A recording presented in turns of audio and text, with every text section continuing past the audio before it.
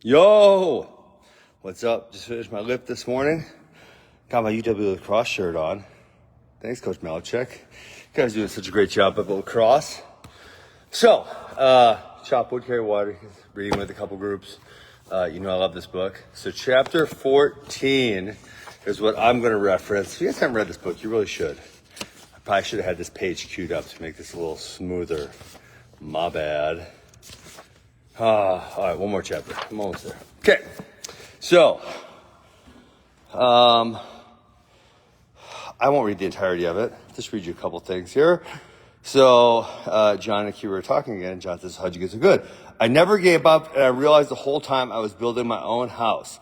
A sensei shared with me the very same story about Coda building his own house, and I realized that it wasn't about what I was doing, but rather about who I became. So I told that story 2 weeks ago on here. I used the same book. And then blah, blah, blah.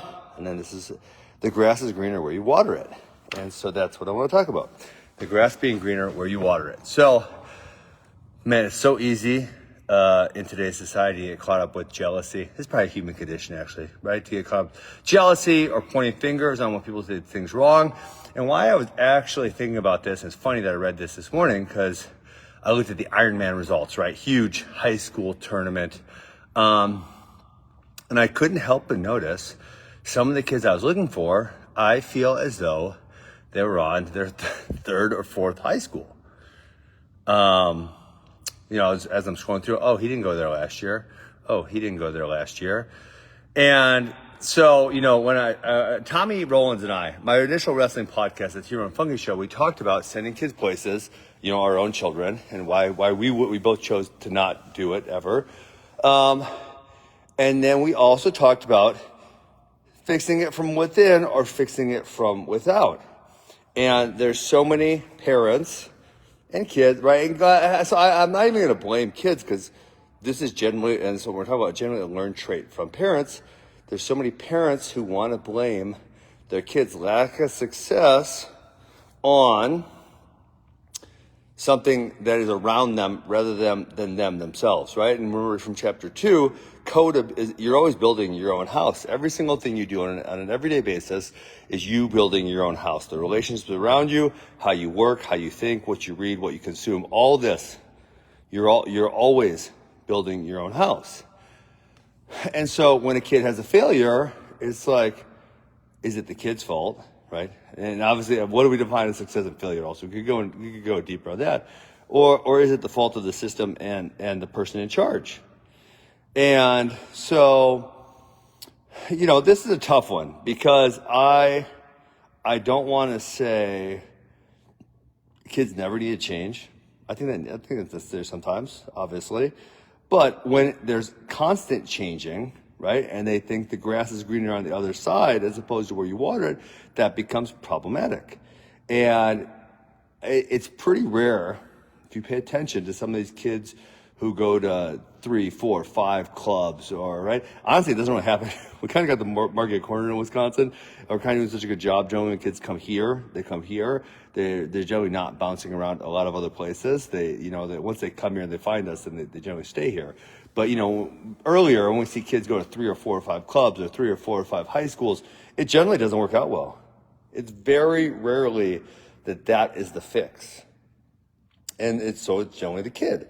And so then if you look, you know, let's say our roster from here at AWA the country, well, look, we've had kids win world titles. We've had kids win national titles. Is every kid going to do that? Of course not, right? But is it a possibility, or is it capable? And so if you see certain kids, and obviously I'm not going to say any names, but you see certain kids having more success and certain kids having less success. Is it the system or is it them, right? Is it how they're building their own house? And I can tell you, I think almost all the time, it's them not building their own house the right way. And so how as a parent can you encourage this? Because this is really important. And so I think the best way to do this is gratitude. And funny, gratitude, always gratitude.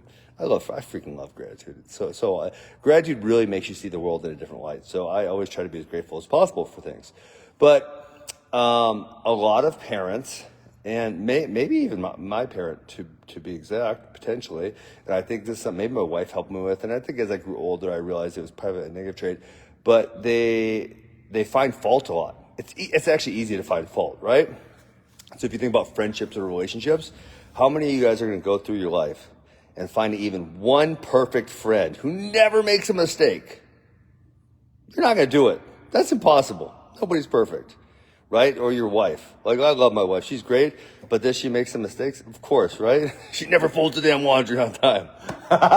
She's going to watch this and be like, right? So you're never going to find someone even if you find someone who's great, you're never going to find someone who's perfect because people just aren't perfect, right? And I'm sure I have my faults as well.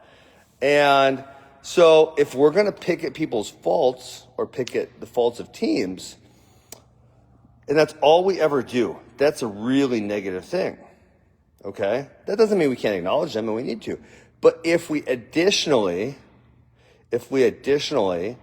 have gratitude for the things that people do great, and we express that gratitude to them, that is something that we, me and my wife, we have our kids do. And I can tell you, when certain kids go out of their way to show gratitude, it's amazing. And it's like, I want to help that kid more because, a kid I did a private lesson with last night, I said, hey man, this really means a lot to me. It's like, dude, I want to help that kid. If that kid is willing to express his gratitude, I want to help that kid be the best that kid can be. Like, I really do. So, we can obviously pick fault, and it's easy. Everyone's going to make some mistakes here and there, but we need to balance that, and maybe even more on the one side than the other. We need to balance that with gratitude, right? When those people, and so listen, if you're around someone who just does nothing but terrible things, probably find someone else to be around, right? But there's a lot of great people in this world, and so if you look at a few places, you're going to probably find a lot of people who are really willing to help you and try to help you be the best they can be and be selfless and be generous. And when they are, show gratitude. Tell them, I appreciate you. You do a great job. And, it's something, like I said, I don't think I was great at earlier. And so I'm trying to get better at it, and I try to do as much as possible. Because then if I've told the person how much I appreciate them, 9 times, then if I say, hey man, I don't like the way that this was done, or hey, we need to do better here, or whatever, then it's like, okay, cool. Like, it's not a big deal. But if all I ever do is pick and negative, they're going to get sick of it, and they're not going to want to hear it, right? And so then again, we go back to the changing teams or changing scenery. And listen, it has to be done once in a while. And sometimes we'll find ourselves in a bad environment. But if we think there is going to be any environment without fault, without flaw, you're dreaming. That place doesn't exist. It really doesn't, right? So every place you're ever going to go, every team you're ever on, there's going to be some things that aren't done right. And honestly, lots of times, if you have shown gratitude and you treat people right, then when you approach them and you say, listen, because I know people who, there's a few people who complain to me too much, I just tune them out. But the ones that have expressed gratitude, and I think they're fair, when they say something and I mess up, I say, you're right. I'm gonna do my best to fix that, and I'm gonna do my best not to make that mistake again. Because sometimes I'm unorganized or something. I got a lot going on there. I forget to do something. So the grass is greener where we water it. If we show appreciation for our environment, if we express gratitude to those around us for the things they do well, they're probably gonna do it back. I haven't even said that. But then if we have a negative or we have a criticism, it's going to be well balanced by all the positives that we've put into that. Okay? So the grass is greener where we water it. That's not me saying no one ever needs to change their environment or their team. That's not what I'm saying. But Steve, this is just a shirt I put on. There's no specific reason I'm wearing this UW lacrosse shirt. Although, like I said, I love Coach Malachek. We got a lot of guys on the team. He's doing a great job. Well, I say this will be me expressing my gratitude. Coach Malachek's doing a great job. We have a lot of good college coaches in Wisconsin, which makes a great situation for our athletes. So Coach Fader just stopped by here last Friday night on the way to MSOE. He's doing a great job. Coach Becker in Parkside. Man, we have a lot of really great places for our athletes to go wrestle. I am very grateful for that. So, yes, it's very important to express gratitude. No specific reason I'm wearing the shirt. It was on top of my stack. So the grass is greener where we water it. Express gratitude and thankfulness to those around you.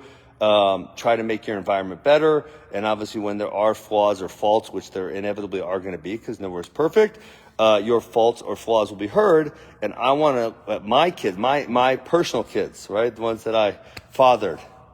I gave a negative about my wife. I should probably give a couple positives. She's great. I love her. And she's very, very easy to get along with, and she can get along in almost every situation. I can be very disagreeable and difficult to get along with in certain situations, but she is the opposite of me. So I'm very grateful for that. Man, I just got a text message, and I'll be honest, I got distracted by it. I read it real quick. I know I was being grateful for my wife. I don't know what else I'm grateful for. I think I'm done because I lost my train of thought. Chop wood, carry water. Chapter 14, the grass is greener where you water it.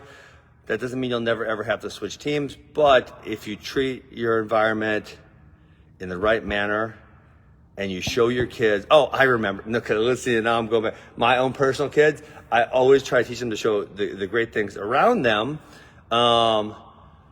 And, the parents who always pick the negative, that means the kids find the negative, and there are negatives. So if the kids find them and they dwell on them and it creates a lot of unhappiness. Oh, coach is so dumb. He always does this. I hate this. And it's always negative. It's always negative. Listen, if your coach is that terrible, and there are some of them out there, unfortunately, find a new spot. But if you find yourself finding a new spot every 6 months, the problem is not without. The problem is probably within. It's probably you. Look inside. Find out why you can't get along with anyone. Find out why you're always so negative.